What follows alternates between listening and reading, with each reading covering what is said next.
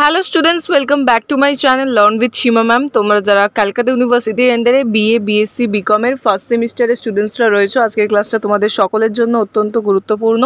আমি আজ তোমাদের সিভ্যাক ইএনভিএস ফান্ডামেন্টালস অফ এনভায়রনমেন্ট এই পেপারটির কিন্তু ফার্স্ট চ্যাপ্টার থেকে তোমাদের বাকি এসিকিউগুলো কিন্তু শেয়ার করব। আমি আগের ভিডিওতে তোমাদের সাথে 10টা এসিকিউ উইথ আনসার শেয়ার করেছিলাম। আজকে আমি 11 থেকে কিন্তু আরও 10টা এসিকিউ তোমাদের সাথে শেয়ার করব, ঠিক আছে? সো যারা আগের ভিডিও দেখোনি অবশ্যই গিয়ে চেক করে নিও। তোমাদের সাথে আমি কিছু ডিটেলস শেয়ার করে দিই। আমার কাছে কিন্তু সিভ্যাক ইএনভিএস বা পরিবেশবিদ্যা যাই বলো না কেন, এই পেপারের সমস্ত ইম্পর্টেন্ট এমসিকিউ, এসিকিউ অ্যান্ড 5 মার্কসের ব্রড কোয়েশ্চেন সমস্ত প্রশ্নের কিন্তু আনসারের পিডিএফ তৈরি করা রয়েছে। তোমরা যারা সিভ্যাক ইএনভিএস এর নোটস পারচেস করতে চাইছো তারা কিন্তু সরাসরি যোগাযোগ করে নিতে পারো। মাই কন্ট্যাক্ট নাম্বার ইজ 9163713838। স্ক্রিনের নাম্বারটি দেখতে পাচ্ছ, এই নম্বরে যোগাযোগ করে তোমরা কিন্তু সমস্ত নোটসগুলো পারচেস করে নিতে পারো। তোমাদের বলে রাখি, বেঙ্গলি, ইংলিশ বোথ ভার্সনেই কিন্তু নোটস তৈরি করা রয়েছে এবং তোমাদের এই পেপারের আমি 5 মার্কসের সমস্ত ইম্পর্টেন্ট প্রশ্নের সাজেশন অলরেডি চ্যানেলে পোস্ট করে দিয়েছি। যারা দেখোনি দেখে নিও। প্রিভিয়াস ইয়ারের কোয়েশ্চেন পেপার সমস্ত কিছু কিন্তু দেওয়া রয়েছে। যারা এখনও ভিডিওসগুলো দেখোনি তারা কিন্তু চ্যানেলে ভিজিট করো, একটা প্লেলিস্ট তৈরি করা রয়েছে, সেই প্লেলিস্ট ফলো করলেই কিন্তু সমস্ত রিলেটেড ভিডিওগুলো তোমরা পেয়ে যাবে। চলে আসছি আজকের প্রশ্নে। নাম্বার 11 দেখো, ধস কাকে বলে? উত্তর দেখে নাও। পাহাড়ের শিলাখণ্ড বা পাথরের চাই, মৃত্তিকা, স্তূপ এবং অন্যান্য আলগা পদার্থ হঠাৎ নেমে আসা বা খসে পড়ার ঘটনাকে ধস বলে। নেক্সট কোয়েশ্চেন 12, ভারতে কোন অঞ্চলে ভূমিকম্প হবার সম্ভাবনা বেশি? উত্তর হবে ভারতের হিমালয় ও উপদ্বীপীয় মালভূমির সংযোগ বরাবর অঞ্চল পাঁচ সীমান্তে অবস্থিত বলে ভূমিকম্পের সম্ভাবনা অপেক্ষাকৃত বেশি। নাম্বার 13, মৃত্তিকা কাকে বলে? পরিবেশে মৃত্তিকার গুরুত্ব কেমন? আনসারটা দেখে নাও। ভূত্বকের ওপর আস্তরণ হলো মৃত্তিকা। এই মৃত্তিকা শিলাচূর্ণের সঙ্গে বিভিন্ন জৈব ও অজৈব বস্তুর সংমিশ্রণে গঠিত পৃথিবীর নরম আস্তরণ। তারপর দেখো, জীবের অস্তিত্ব রক্ষায় মাটির ভূমিকা গুরুত্বপূর্ণ। এবার মৃত্তিকার গুরুত্ব কেমন এটা দেখে নাও। জীবের অস্তিত্ব রক্ষায় মাটির ভূমিকা গুরুত্বপূর্ণ। মাটি না থাকলে স্থলজ উদ্ভিদ ও প্রাণীর উদ্ভব প্রায় অসম্ভব ছিল।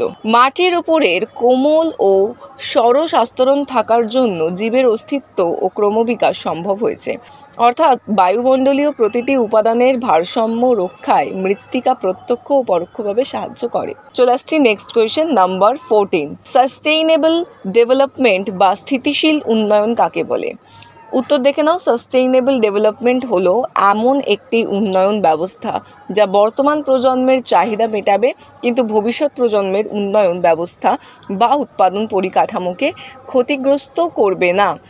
WCED সংজ্ঞা অনুসারে বলা যায় যে এটি হলো সেই উন্নতি যা ভবিষ্যৎ প্রজন্মের ঘাটতি না ঘটিয়ে বর্তমান প্রজন্মের প্রয়োজন পূরণ করবে। Let's move to the next question number 15, সবুজ বিপ্লব কথাটির অর্থ কী? উত্তর দেখে নাও। সবুজ বিপ্লব কথাটির অর্থ হলো সার ও প্রযুক্তির মাধ্যমে কৃষিতে ব্যাপক উন্নতি।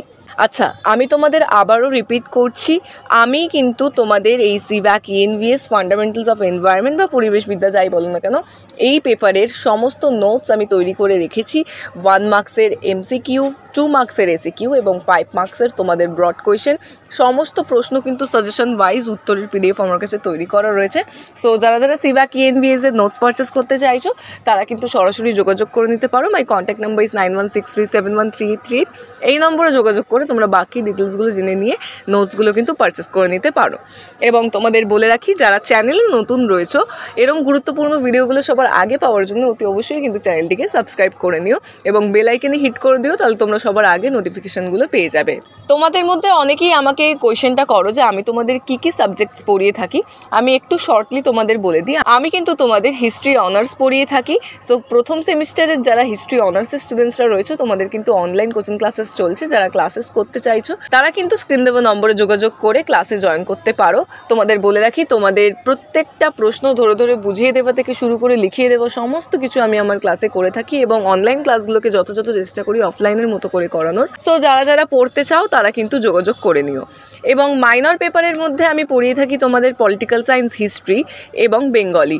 সো এই মাইনর পেপারগুলো যাদের রয়েছে হিস্ট্রি অনার্সের সাথে সাথে তারাও কিন্তু যোগাযোগ করতে পারো স্ক্রিন দেওয়া নম্বরে। তোমাদের কিন্তু অনলাইন কোচিং ক্লাসেস চলছে। এবং আইডিসি পেপারের মধ্যে আমি geography, philosophy, Bengali, English, political science এবং হিস্ট্রি এই পেপারসগুলো কিন্তু তোমাদের পড়িয়ে থাকি। তোমরা কিন্তু অনলাইন ক্লাস করতে চাইলে স্ক্রিনে দেওয়া নম্বরে যোগাযোগ করে বাকি ডিটেলসগুলো জেনে নিয়ে ক্লাসে জয়েন করতে পারো। তোমাদের বলে রাখি, সময় কিন্তু খুব কম রয়েছে তোমাদের প্রথম সেমিস্টারে এবং সিলেবাস খুবই হিউজ। সো আর দেরি না করে তোমরা কিন্তু খুব দ্রুত ক্লাসে জয়েন করো। তোমাদের যে কম্পালসারি পেপারগুলো রয়েছে, অর্থাৎ কম্পালসারি ইংলিশ এইসি পেপার এবং তোমাদের CVAC, constitutional values and fundamental duties এবং সিভ্যাক ENVS বা ফান্ডামেন্টালস অফ এনভায়রনমেন্ট, এই সমস্ত পেপারের কিন্তু সাজেশন ওয়াইজ সমস্ত বাছাই করা প্রশ্নের উত্তরের PDF আমার কাছে তৈরি করা রয়েছে। যারা যারা নোটস পারচেস করতে ইন্টারেস্টেড তারাও কিন্তু যোগাযোগ করে নিতে পারো। মাই কন্ট্যাক্ট নাম্বার ইজ 9163713838। এই নম্বরে যোগাযোগ করে বাকি ডিটেলসগুলো জেনে নিয়ে নোটসগুলো কিন্তু পারচেস করে নিতে পারো। সো এই ডিটেলসগুলো তোমাদের সাথে শেয়ার করার ছিল। তাও যদি তোমাদের অন্যান্য বিষয়ে কোনো ডাউটস থেকে থাকে, feel free to contact me.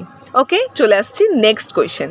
দেখে নাও নাম্বার 16, সামাজিকীকরণ কথাটি বোঝাও। উত্তর দেখে নাও। সামাজিকীকরণ বলতে এমন একটি অবিধিবদ্ধ ও জীবনব্যাপী ধারাবাহিক পদ্ধতিকে বোঝায় যে পদ্ধতির সাহায্যে পরিবার, আত্মীয় স্বজন, পাড়া প্রতিবেশী, বন্ধুবান্ধব, বিভিন্ন গণমাধ্যম ও প্রতিষ্ঠানের সহচার্যে শিশু ও প্রাপ্তবয়স্করা সমাজ সম্বন্ধে সচেতন হয়ে ওঠে এবং তারা সমাজের প্রতি দায় ও কর্তব্য সম্বন্ধে অবহিত হয়, যার ফলস্বরূপ শিশু ও প্রাপ্তবয়স্করা সমাজ সচেতন সুনাগরিক হিসেবে তৈরি হয়। নেক্সট কোয়েশ্চেন দেখে নাও নাম্বার 17, মনুষ্য সৃষ্টি দুটি বিপর্যয়ের উদাহরণ দাও। কেন তাদের মনুষ্য সৃষ্টি বলা হয়, ব্যাখ্যা করো।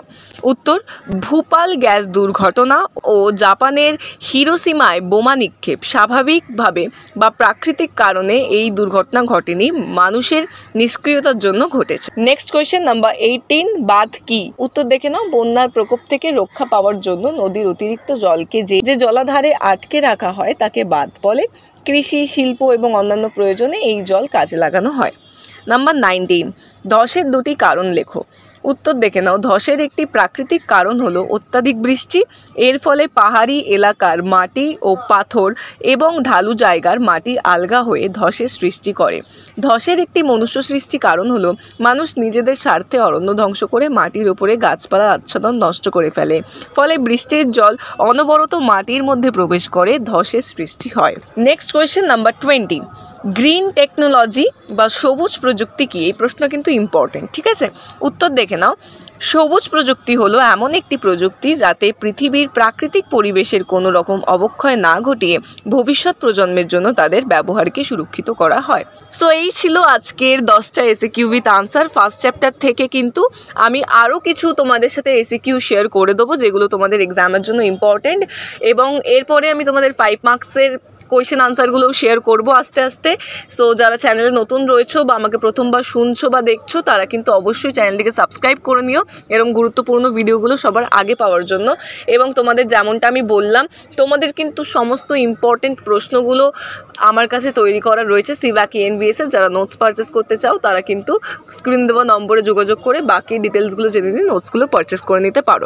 সো স্টুডেন্টস, আজকের ক্লাস এতটাই ছিল। দেখা হচ্ছে পরবর্তী ভিডিওতে। Thank you so much.